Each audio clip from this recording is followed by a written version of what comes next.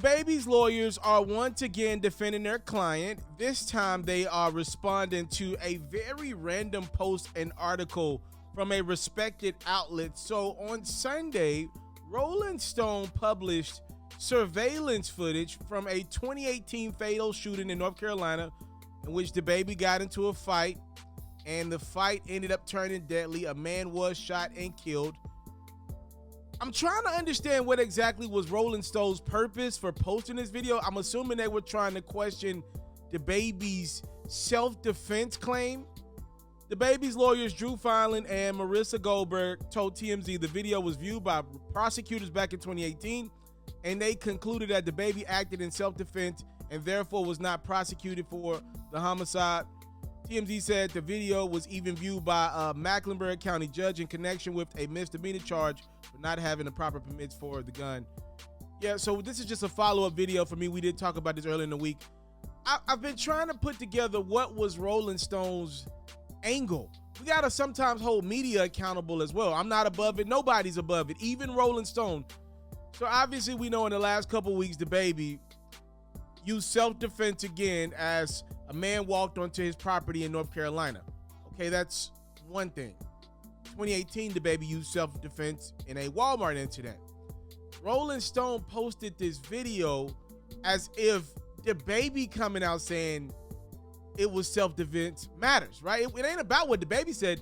The fact that this thing actually went up the ranks and prosecutors, they were able to make the decision if they were going to file charges or not against the baby, and they opted not to. That's what matters. Like, it doesn't matter what the baby said. It was almost like Rolling Stone was trying to smear his name with everything that's been going around the baby's name lately. But that feels like a smear campaign. Again, think what you want about the baby. His name is in the news for a lot of bad stuff. But what Rolling Stone was trying to do, I would have to ask somebody over there, what was the angle at that? Like, what's the point of posting a Walmart surveillance video when prosecutors already opted to not press charges in that incident? It doesn't matter what the baby said.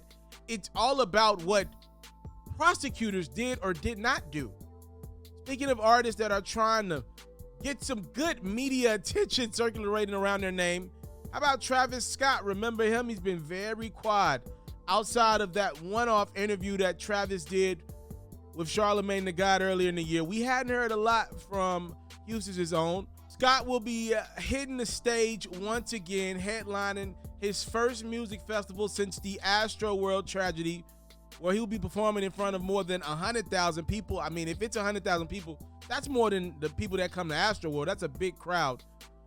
He'll be performing at the Primavera Sound Festival, which does go through a few cities out of the country.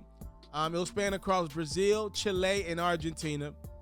He'll be one of the headliners.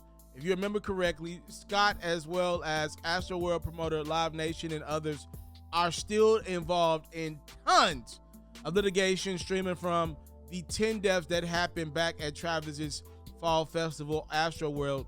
The investigation continues into who was responsible for all of those deaths, but Travis has maintained that he was unaware of the severity of what was happening in the crowd while he was performing. Yeah, you gotta kind of, if you're Travis Scott, while this thing legally plays itself out, the best thing you can tell that brother to do is try to get some money if you can. You can't fault him for trying to get back on stage. I don't know what the solution is to Travis and his brand. I wonder what kind of music Travis has coming in. He has been working on new music. That's a good question, right? Because a lot of Travis's brand has been rage. He's benefited off rage. He's made rage cooler for his demographic. Can he still lead with that type of music when that's been his bread and butter? But a lot of people have a bad memory with Travis Scott's rage. Like, I wonder, can he lead with rage again in his music as he begins hitting stages again? And I've heard behind the scenes, Travis will be headlining some American festivals as well. It won't just be out the country. He's coming back to America. As a matter of fact, he was going to be a guest on Kanye West's Coachella stage before Ye backed out. So I wonder, will Travis lead with rage in his music when he does opt to come back to the stage and perform? You got to know this brother's going to continue to perform. With all the legal issues he's got going, it's in Travis's best interest to have as much money as possible, and you You make the bulk of your money on stage when you're an artist like Travis. So we shall see. Very interesting times in the rap game. Two of the biggest and brightest stars dealing with their own share of issues. The Baby's legal team comes out and denies anything extra, and prosecutors already looking at the surveillance video of a 2018 incident that ended up with a man losing his life. Rest in peace. And then Travis Scott is set to headline festivals once again. He's starting in Brazil, and I've been told he's going to make his way to the States at some point this summer as a headliner once again, following the ugly Astroworld incident last fall.